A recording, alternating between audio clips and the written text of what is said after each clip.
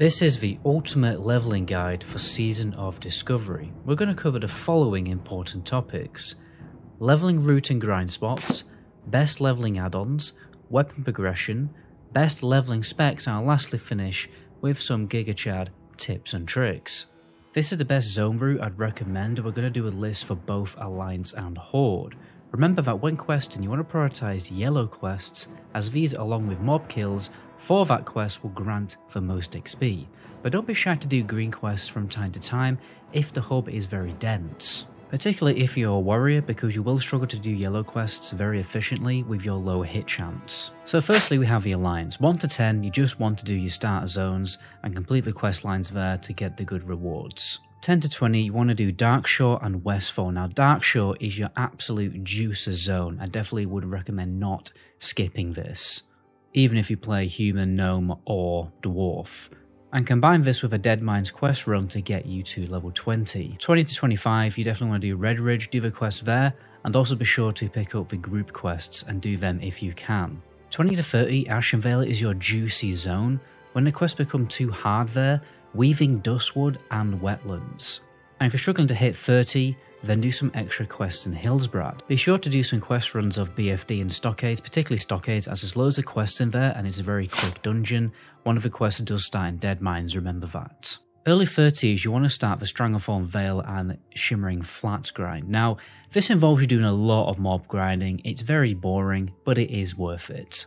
Then you're going to weave between Desolace and Stranglethorn until around about level 40. If you're running out of quest, you can also hit Dustswallow Marsh. You can also do the Arathi Highlands for some quests, but remember this is a highly contested zone. The Stormguard group quests are also very juicy, but again, expect some serious PvP action in that area. Be sure to do a quest run of Nomagon, and in the later levels you can start to grind runs of Scarlet Monastery for really good XP. Early 40s you want to hit Badlands and finish off the last few quests in Stranglethorn. Then you go to Tanaris and Hinterlands to carry you close to level 50. If you're desperate to do more solo leveling because you haven't done that many dungeon runs, then you can go to Feralus. In this level range you definitely want to do an Alderman quest run, as this gives a big chunk of XP. You can actually get 9 quests for this dungeon alone. Also, definitely worth doing quest runs of Zul'Farrak, and also just generally a really good dungeon for grinding XP. In the late 40s, level 50ish, you can start the Searing Gorge grind, which is a very good questing zone. When you're done with Searing Gorge, I'd recommend going to the very underrated leveling zone Blasted Lands, because it's got a really good long quest chain in there that gives a lot of XP. Then you hit Ungoro Crater, Felwood, and finish off in Western and Eastern Plaguelands. It's worth noting that you might want to do the last 5 levels in dungeons and grind Western and Eastern Plaguelands at max level for gold, since quests at max level do actually reward gold instead. And when you're getting really close to level 60, you can start doing stuff like Dire Maul and Lower Blackrock Spire. Now for the Horde, same again, 1 to 10, just do your start zones. But when you hit level 10, it's start to do that big Barrens grind. You will return to the Barrens quite frequently to squeeze your way to level 20. You want to supplement leveling here with Ashenvale quests, well the early ones anyway, and Stone Talon Mountains. Be sure to do an RFC quest run and a Wailing Caverns quest run, and you can likely skip going to Silverpine. But if you want to do Shadowfang Keep and do a quest run there, then may as well do some quests in Silverpine also. When you hit 20 you want to start doing Hillsbrad quests and continue questing the higher level quests in Ashenvale. As Horde you get much better quest options in the Thousand Needles, and you can start that in your early 20s. I'd recommend doing also the group quest in Hillsbrad like Humbert's Sword and the Stone Talon group quest called The Den.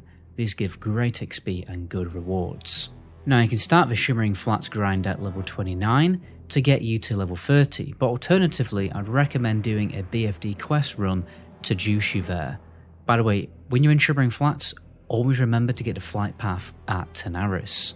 Now low 30s, you start the Stranglethorn Vale grind obviously, and then you will also do quests in Arathi Highlands, including the group quests there in the later levels, which are big juices. Mid to high 30s you want to smash Desolace and Badlands, and then be sure to keep returning to Stranglethorn for those higher level quests. I definitely recommend doing RFK quest run, but also remember to do Nomagon, particularly for those rewards. There's actually a quest to unlock a teleportation device that starts in Orgrimmar, and the teleportation device is in Booty Bay. High 30s to low 40s, you can start doing quests in Swamp of Sorrows, Dustswallow Marsh, and obviously back to Stranglethorn Vale, along with some runs in Scarlet Monastery. It's also worth just grinding Scarlet Monastery, obviously for the gear. I mean, one of those pieces is actually pre-bis. Low 40s, you can finally hit Tanaris and start doing some Zul'Farrak quest runs too. There'll be some high level quests that you can still finish in Dustswallow, Swamp of Sorrows and Badlands to squeeze your way to level 50 or at least close enough to start doing Searing Gorge.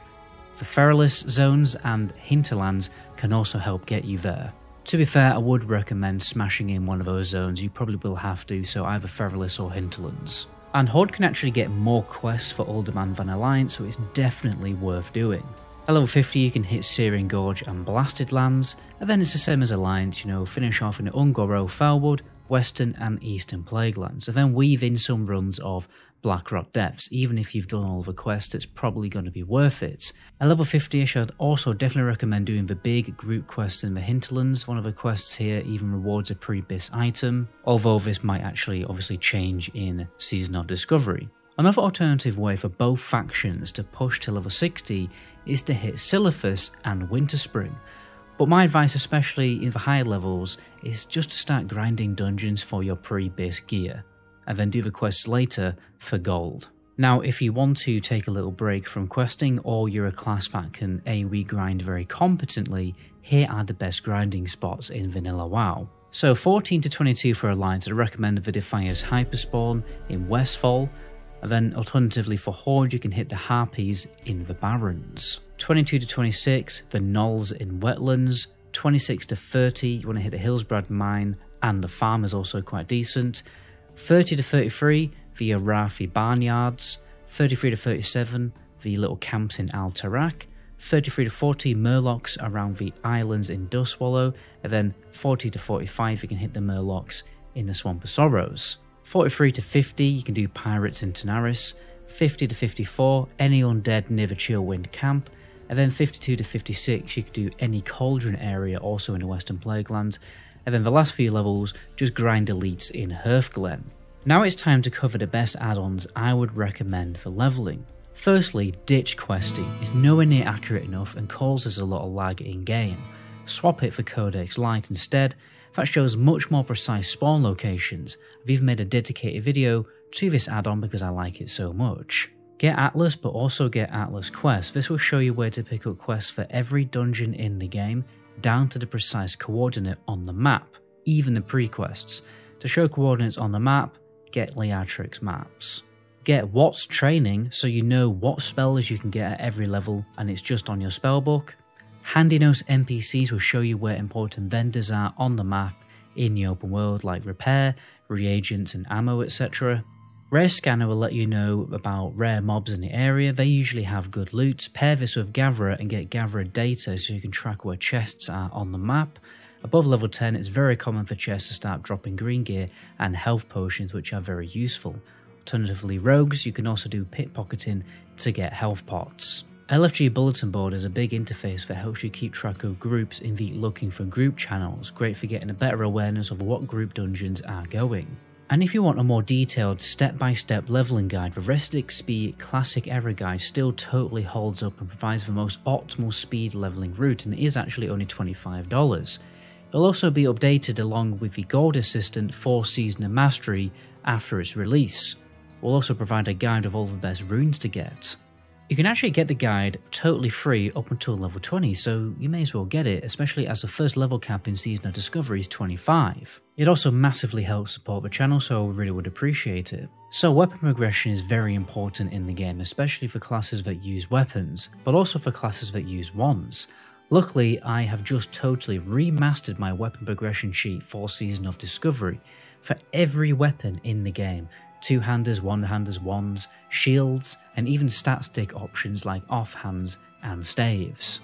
To get access to this, all you've got to do is subscribe to the channel and check out my subscriber-only trailer, and the link to my sub-only guides is in the description. If you can't see it for whatever reason, just join the Discord and it's on there also. Now when it comes to leveling specs, most talent trees will work perfectly well. Since people have been playing a lot of hardcore WoW, new leveling metas have come to light to prove that alternatives aren't that bad, like for instance a mage going deep fire or Warlock leveling in Destruction. Also, with the new runes in Seasonal Discovery, the meta for leveling beyond 25 will very likely change, but don't worry, I'll make videos about that in the future. But if you're looking for a non-BS, short and simple, optimal list of recommendations, then here it is. Druid, you want to go Feral, Hunter, Beast Mastery with a Cat, Boar or Owl, Mage, Frost, Priest, Disc until 40 then Shadow, Rogue just go Combat, Shaman Enhancement, Warrior, Arms, Warlock, Affliction with a Succubus. Now the Warrior nerds are probably having a nosebleed right now. It's worth mentioning that Fury becomes more viable once you unlock Berserker Stance and Whirlwind, so you may want to consider that spec, especially if you get lucky finding some good one-handed weapons.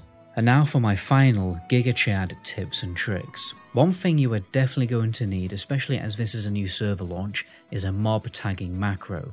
You very simply just make one by putting /attack next to your best mob tagging ability, so that it automatically targets the nearest enemy, even when it spawns. The idea is to just spam this until the mob spawns so you get the first tap on it.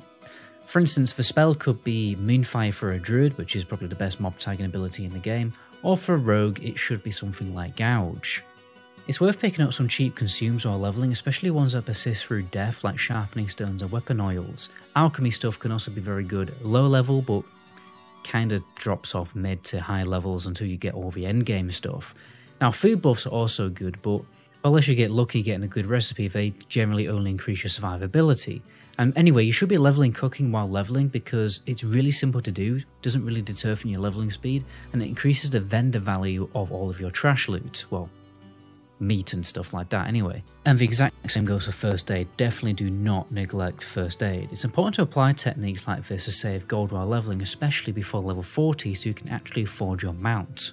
Because running around over level 40 still without a mount is obviously going to slow you down a lot. Now with the level cap at level 25 there will be more time for you to farm gold, but it's also very likely we're going to be spending more gold on raid consumes, so all of these small gold saving tactics are still going to go a long way and shouldn't be neglected.